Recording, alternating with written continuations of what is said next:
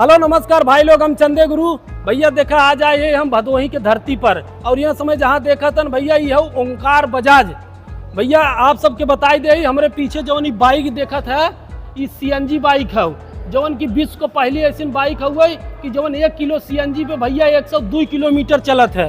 आप सबके देख ले लुक वाइज।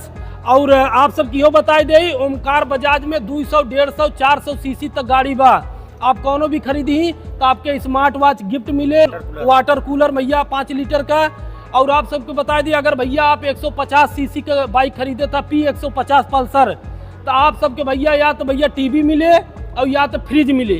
कौनो भी चीज़ गाड़ी लेबा 3000 से लेके 5000 तक डिस्काउंट मिले। और आपके डाउन पेमेंट सेवर कितना हो 5555 में भैया नई गाड़ी घरे लेके जा।